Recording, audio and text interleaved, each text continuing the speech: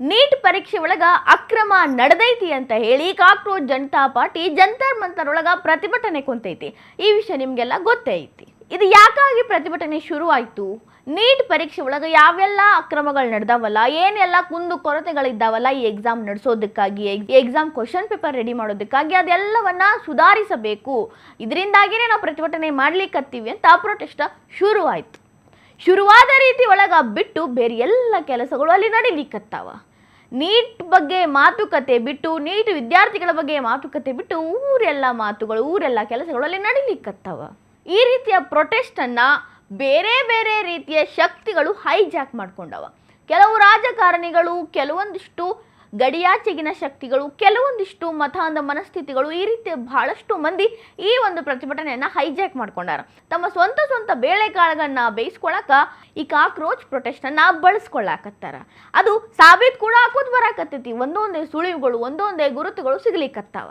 ಬರೀ ದೆಹಲಿಯ ಜಂತರ್ ಮಂತರ್ ಒಳಗಷ್ಟೇ ಅಲ್ಲ, ದೇಶದ ಮೂಲೆ ಒಳಗೆ ನಮ್ಮ ಕರ್ನಾಟಕದ ಫ್ರೀಡಂ ಪಾರ್ಕ್ ಸೇರಿ ಬೇರೆ ಬೇರೆ ರಾಜ್ಯದೊಳಗೂ ಈ ಜಂತರ್ ಮಂತರ್ ಒಳಗಿನ ಕಾಕ್ರೋಚ್ ಜನತಾ ಪಾರ್ಟಿಯ ಪ್ರೊಟೆಸ್ಟ್ಗೆ ಸಪೋರ್ಟ್ಗಳು ಹರಿದು ಬರ್ಲಿಕ್ಕತ್ತವ. ಅಲ್ಲಿ ನಡೀಲಿಕ್ಕತ್ತಿರೋ ಪ್ರತಿಭಟನೆಗಳನ್ನ ನೋಡಿದ್ರೆ ಅವರ ಹೊಲಸು ಮನಸ್ಥಿತಿ, ಹೊಲಸು ಮಾತುಗಳು, ಹೊಲಸು ಬೈಗುಳಗಳು, ಹೊಲಸು ಸನ್ನೆಗಳು ಒಂದೊಂದಾಗೆ ಕಾಣ್ಲಿಕ್ಕತ್ತವ. ಇಂಥ ದೊಡ್ಡ ಮಟ್ಟದ ಪ್ರೊಟೆಸ್ಟ್ ಬೇರೆ ಎಲ್ಲೂ ನಡೆದಿಲ್ಲ ಅಂತ ಅಭಿಜಿತ್ ದೀಪ್ಗೆ ಹೇಳಿದ್ರು. ಹೌದು, ಇಷ್ಟು ಕೆಟ್ಟದಾದಂಥ ಹೊಲಸು ಪ್ರೊಟೆಸ್ಟ್ ಎಲ್ಲೂ ನಡೆದಿಲ್ಲ. ಬಾಯಿ ಬಿಟ್ರ ಅವಾಚ್ಯ ಪದಗಳು, ಅಶ್ಲೀಲ ಮಾತುಗಳು, ಇಷ್ಟೆಲ್ಲ ಪೋಸ್ಟರ್ಗಳು ಕೂಡ ಅಶ್ಲೀಲವಾಗಿದ್ದು. ಎಂತೆಂಥ ಪೋಸ್ಟರ್ಗಳು, ಒಂದು ದೇಶದ ಪ್ರಧಾನ ಮಂತ್ರಿಯ ಫೋಟೋಗಳನ್ನು ಹಾಕಿ ಕೆಟ್ಟ ಪದಗಳನ್ನು ಬರೆಯೋದು, ಬೇರೆ ಬೇರೆ ರೀತಿಯಲ್ಲಿ ವಿಕಾರವಾಗಿ ಅವರ ಮುಖವನ್ನು ತೋರಿಸೋದು, ಇದೆಲ್ಲ ನಡೆದಿತ್ತು. ಯಾವೆಲ್ಲ ರೀತಿಯಾಗಿ ಪೋಸ್ಟರ್ಗಳನ್ನು ಮಾಡಿದ್ರು ಅಂತ ಮೊದಲನೇದಾಗಿ ಈ ಪೋಸ್ಟರ್ ನೋಡ್ರಿ.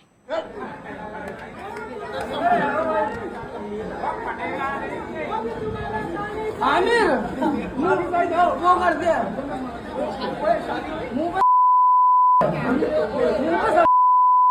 आमिर जा जा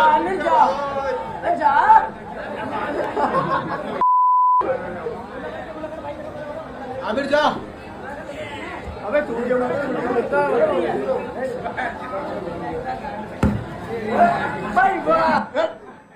ನೋಡಿದ್ರಲ್ರಿ, ನರೇಂದ್ರ ಮೋದಿ, ಅಮಿತ್ ಶಾ ಸೇರಿ ಫೋಟೋಗಳನ್ನು ಹಾಕಿದ್ರು, ಪೋಸ್ಟರನ್ನು ಹಿಡಿದಿದ್ರು.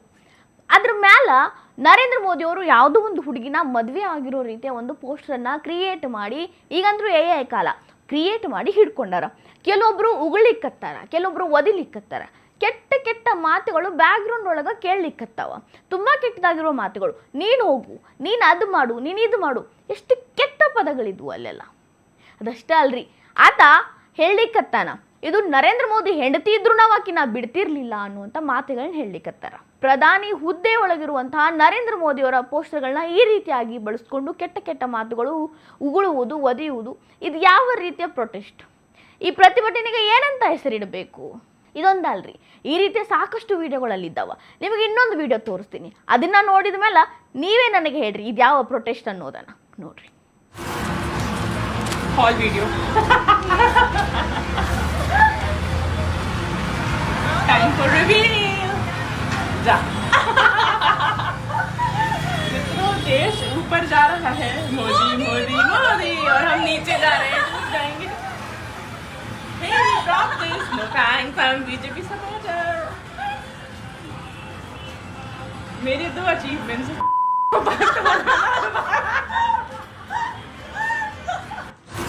ನೋಡಿದ್ರಲ್ರಿ, ಬ್ಲಿಂಕಿಟ್ ಇಂದ ಪೋಸ್ಟರ್ ಬಂದವ. ಆರ್ಡರ್ ಮಾಡಿ ಬ್ಲಿಂಕಿಟ್ ಇಂದ ಪ್ರತಿಭಟನೆ ಸ್ಥಳಕ್ಕೆ ತರಿಸ್ಕೊಳ್ಳಾಕತ್ತಾರ. ಏನು ಎಲ್ಲ ಪೋಸ್ಟರ್ಗಳಿದ್ದಾವ, ಅದರಲ್ಲೂ ಕೂಡ ಮೋದಿಯವರ ಬಗ್ಗೆ ಕೆಟ್ಟ ಪೋಸ್ಟರ್ಗಳಿದ್ದಾವ.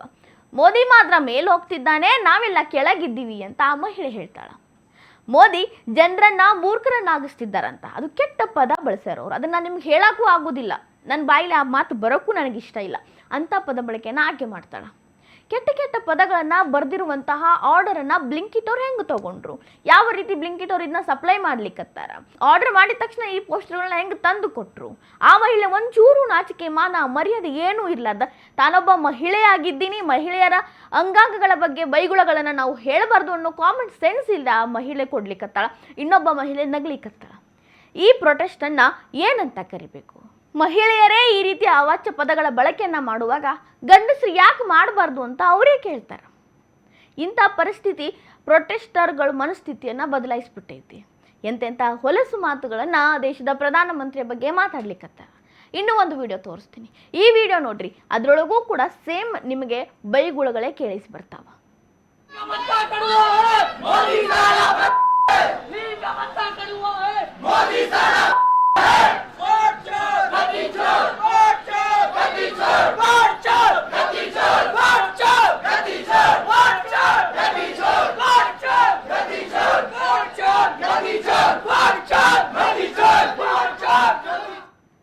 ಪೋಸ್ಟರ್ಗಳೊಳಗ ಕೆಟ್ಟ ಕೆಟ್ಟ ಪದಗಳನ್ನ ಬರ್ದಾರ.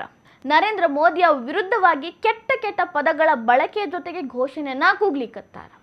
ಪೋಸ್ಟರ್ ಒಳಗೂ ಕೂಡ ಕೆಟ್ಟ ಮಾತುಗಳೇ ಇದಾವ. ಚಾಯ್ ವಾಲಾ ಆ ಥರ ಈ ಥರನೋ ಹೊಲಸು ಮಾತುಗಳು, ದೇಶವನ್ನ ಮಾರ್ಲಿಕ್ಕತ್ತಾನ ಅಂತ ಹೊಲಸು ಮಾತುಗಳು.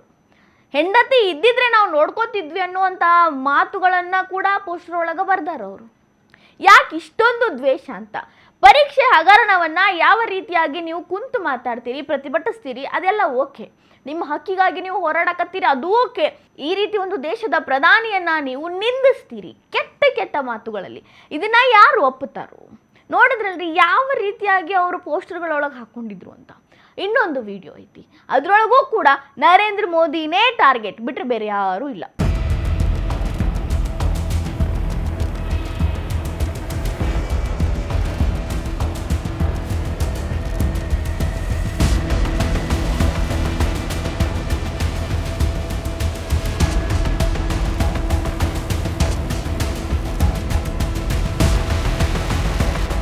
ನೋಡಿದ್ರಲ್ರಿ ಪೋಸ್ಟರ್ಗಳನ್ನು ಏನಂತ ಬರ್ತಿತ್ತು? ಕೆಲವೊಬ್ಬರಿಗೆ ಅರ್ಥ ಆಗಿರುತ್ತೆ ಈಗಾಗಲೇ. ಆ ಪೋಸ್ಟರ್ ಒಳಗೆ ಏನೈತಿ ಅಂತ ಹೇಳೋಕ್ಕೂ ನನಗೆ ಆಗದಷ್ಟು ಮುಜುಗರ ಐತಿ. ನರೇಂದ್ರ ಮೋದಿ ಅವ್ರಿಗೆ ಹೆಂಡತಿ ಇಲ್ಲ ಅನ್ನೋ ಕಾರಣಕ್ಕಾಗಿ ಭಾರತ ಮಾತೆಯನ್ನೇ ಇಟ್ಕೋತಾರ, ಇದೇ ಅರ್ಥ ಬರೋ ಪೋಸ್ಟರ್ ಐತದು. ಯಾವೆಲ್ಲ ಮಾತುಗಳನ್ನ ಹೇಳಲಿಕ್ಕತ್ತಾರ? ದೇಶದ ಹಂಗೂ ಇಲ್ಲ, ನರೇಂದ್ರ ಮೋದಿ ಒಬ್ಬ ಪ್ರಧಾನಿ ಅನ್ನೋ ಮರ್ಯಾದೆ ಕೂಡ ಇಲ್ಲ. ಎಂತೆಂಥ ಮಾತುಗಳನ್ನ ಪೋಸ್ಟರ್ ಒಳಗೆ ಬರ್ದಾರು ಅನ್ನೋದನ್ನ ನೀವೇ ಓದಬೇಕು, ಯಾಕಂದ್ರೆ ನನಗೆ ಅಷ್ಟು ಡೀಟೇಲ್ ಆಗಿ ಹೇಳಕ್ಕೂ ಆಗೋದಿಲ್ಲ. ಕೆಟ್ಟ ಕೆಟ್ಟ ಮಾತುಗಳಲ್ಲಿ ಬರ್ದಾರ. ತನ್ನ ಕೆಲಸವನ್ನ ಮಾಡೋಕ್ಕಾಗದೇ ಇರೋ ಮೋದಿ ದೇಶವನ್ನ ಏನು ಉದ್ಧಾರ ಮಾಡ್ತಾರೋ ಅಲ್ಲಿ ಕೂಡ ಕೆಟ್ಟ ಪದ ಬಳಕೆ. ಮೋದಿಯವರ ತಾಯಿಯ ಬಗ್ಗೆ ಕೆಟ್ಟ ಪದ ಬಳಕೆ, ಭಾಳ ಕೆಟ್ಟ ಪದ, ಕೆಟ್ಟ ಕೆಟ್ಟ ವರ್ಡ್ಗಳು, ಅಸಭ್ಯವಾದಂಥ ವರ್ಡ್ಗಳು, ಸನ್ನೆಗಳನ್ನು ನೀವು ನೋಡಿದ್ರಿ.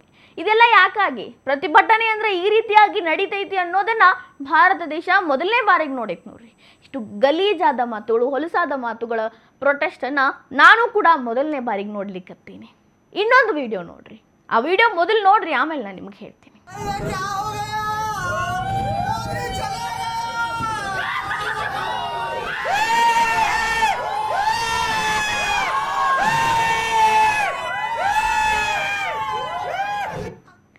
ಮತಾಂಧ ಮನಸ್ಥಿತಿಯ ಮನುಷ್ಯರು ಏನು ಹೇಳಲಿಕ್ಕತ್ತಾರ? ನರೇಂದ್ರ ಮೋದಿ ಅವರು ಸತ್ತು ಹೋಗಿರುವ ರೀತಿಯಲ್ಲಿ ಪೋಸ್ಟರ್ ರೆಡಿ ಮಾಡಿಸ್ಕೊಂಡು ಅವರ ಡೆಡ್ ಬಾಡಿಗೆ ಒಂದು ರೀತಿ ಕವರ್ ಆಗಿರುವಂಥ ಸಂಪೂರ್ಣವಾಗಿ ಆ ಫೋಟೋ ಡೆಡ್ ಬಾಡಿ ಥರನ ಕಾಣಿಸ್ತೈತಿ. ಆ ರೀತಿಯ ಫೋಟೋವನ್ನು ಹಿಡ್ಕೊಂಡು ಪೋಸ್ಟರ್ ಮಾಡಿ ಅದ್ರ ಮೇಲೆ ಅಲ್ಲ ಇವನನ್ನು ಕ್ಷಮಿಸಿ ಬಿಡು, ಇನ್ನೂ ಕೆಲವು ಬೇರೆ ಬೇರೆ ರೀತಿಯ ಅಕ್ಷರಗಳನ್ನ ಬರೆದು ಅಳ್ಳಿಕತ್ತಾರ ಅವರು.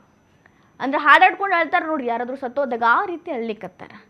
ಅದು ಯಾವ ರೀತಿ ವ್ಯಂಗ್ಯವಾದಂಥ ಅಳು. ಇಂಥ ಮತಾಂಧ ಶಕ್ತಿಗಳು ಕೂಡ ನರೇಂದ್ರ ಮೋದಿ ಅವ್ರನ್ನ ಟಾರ್ಗೆಟ್ ಮಾಡ್ಲಿಕ್ಕತ್ತವ. ವಿದ್ಯಾರ್ಥಿಗಳಿಗಾಗಿ ಇರಬೇಕಾಗಿದ್ದಂಥ ಪೋಸ್ಟರ್ಗಳಲ್ಲಿ ನರೇಂದ್ರ ಮೋದಿ ಅವರ ಬಗ್ಗೆ ಕೆಟ್ಟ ಕೆಟ್ಟ ಮಾತುಗಳು, ಅವರು ಸತ್ತೋಗಿದ್ದಾರೆ ಅನ್ನುವಂಥ ಏನಂತಾರೆ ಅದು ಹುಚ್ಚು ಸಂತೋಷ, ಬಹಳಷ್ಟು ಕೆಟ್ಟದಾದ ಸಂತೋಷವನ್ನು ಪಡ್ಲಿಕ್ಕತ್ತಾರ. ಇದೆಲ್ಲ ಯಾಕಾಗಿ? ಈಗಾಗಲೇ ನೋಡಿದ್ರಿ, ಬೇರೆ ಬೇರೆ ಸ್ಟೂಡೆಂಟ್ಗಳು, ಬೇರೆ ಬೇರೆ ವಯಸ್ಸಿನವರು ಎಲ್ಲರೂ ಕೂಡ ನರೇಂದ್ರ ಮೋದಿ ಅವ್ರನ್ನ ಟಾರ್ಗೆಟ್ ಮಾಡಿದ್ರು. ಅದೇ ರೀತಿ ಈಗ ಮತಾಂಧ ಮನಸ್ಥಿತಿಯವರು ಕೂಡ ಈ ರೀತಿ ಟಾರ್ಗೆಟ್ ಮಾಡಿದ್ರು. ಇದಿಷ್ಟೇ ಅಲ್ಲ, ಕೆಲವೊಂದು ನಾನು ನಿಮಗೆ ಫ್ಲೋ ತೋರಿಸ್ತೇನೆ. ಈಗ ಫೋಟೋ ನೀವು ನೋಡ್ತಿರ್ಬೋದು ಸ್ಕ್ರೀನ್ ಒಳಗೆ ಏನೆಲ್ಲ ಬರೆದಿರುವಂಥದ್ದು ಐತೆ ಅಂತ. ಇದನ್ನು ನಾನು ನಿಮಗೆ ಹೆಂಗೆ ಎಕ್ಸ್ಪ್ಲೇನ್ ಮಾಡಲಿ? ಇದನ್ನು ನಿಮಗೆ ಎಕ್ಸ್ಪ್ಲೇನ್ ಮಾಡಬೇಕು ಅಂದರೂ ನನಗೆ ಹತ್ರ ಪದ ಇಲ್ಲ. ಅದನ್ನು ಹೆಂಗೆ ನಾನು ನಿಮಗೆ ಕನ್ವೇ ಮಾಡಲಿ? ನನಗೆ ನಾಚಿಕೆ ಆಗುವಂಥ ಪೋಸ್ಟರ್ ಇದು. ನನಗಷ್ಟೇ ಅಲ್ಲ, ಇಡೀ ದೇಶದ ಜನರಿಗೆ ನಾಚಿಕೆ ಆಗುವಂಥ ಪೋಸ್ಟರ್ ಇದು. ಈ ಮಹಿಳೆ ಫೋಟೋ ನೋಡ್ರಿ.